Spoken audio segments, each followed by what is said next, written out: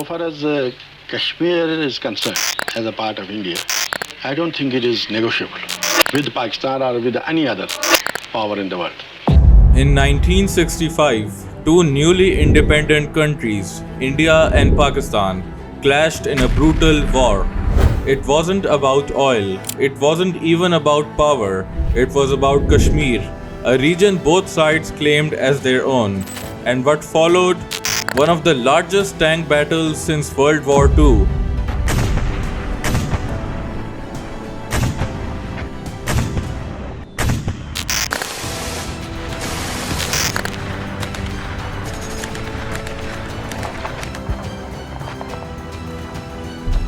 Thousands of casualties, and a ceasefire that changed almost nothing. This is the story of how an infiltration turned into a full-scale war, why it happened, what it led to, and why the 1965 India-Pakistan war still matters today. When the British left India in August 1947, they left behind a ticking time bomb, partition. Millions were uprooted, at least 200,000 people died, according to historical estimates.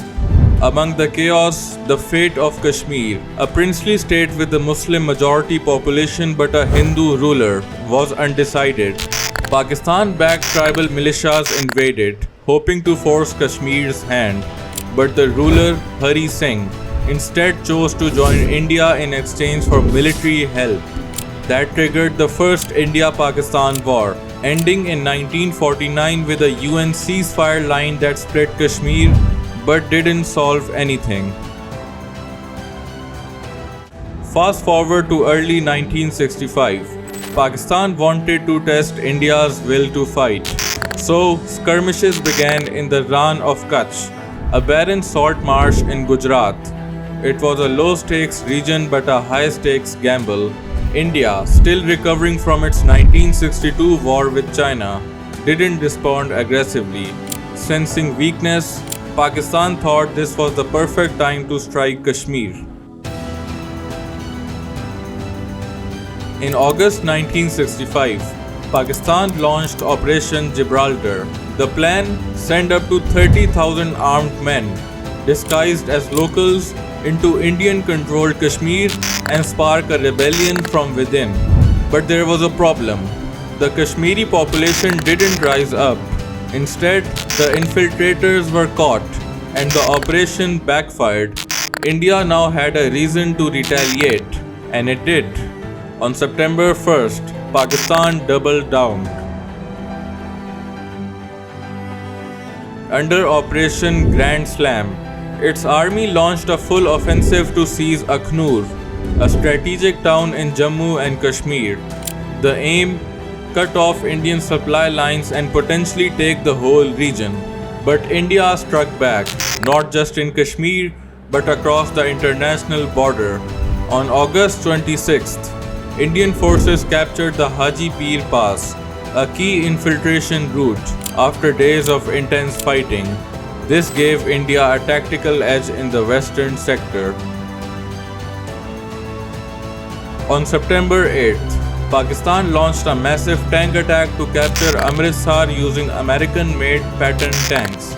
The result: one of the largest tank battles since World War II, and a crushing defeat for Pakistan. Indian forces, using clever defensive tactics, destroyed nearly 100 Pakistani tanks. In Sialkot, the Battle of Chavinda turned the tide again.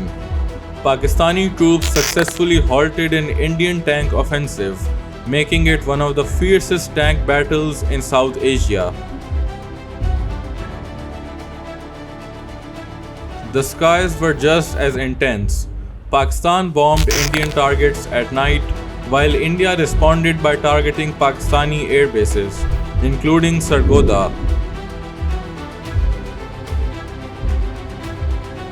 After 17 days of full-scale war and pressure from the United Nations, the Soviet Union, and the US, both countries agreed to a ceasefire on September 22nd. On January 10, 1966, Indian Prime Minister Lal Bahadur Shastri and Pakistani President Ayub Khan met in Tashkent, now in modern-day Uzbekistan, and signed a peace deal. The Tashkent Declaration restored pre-war boundaries and ended hostilities, but it did not solve the Kashmir dispute. So, who won? India made some territorial gains, repelled Pakistani offensives, and showcased growing military strength. Pakistan failed in its key objectives, especially in capturing Kashmir or triggering a rebellion. Both sides lost thousands of lives. Civilians suffered, economies strained. The conflict is by no means over, noted the CIA. Further disputes are inevitable.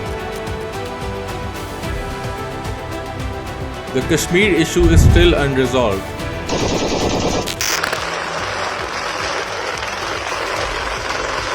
PAF versus IF, 6-0. In 1999, India and Pakistan fought again in Kargil. Tensions flare up regularly along the line of control, and now both countries are nuclear powers. What began in 1947 and reignited in 1965 has now become a geopolitical flashpoint. The 1965 war may be forgotten by some, but its legacy is written in the scars still visible today.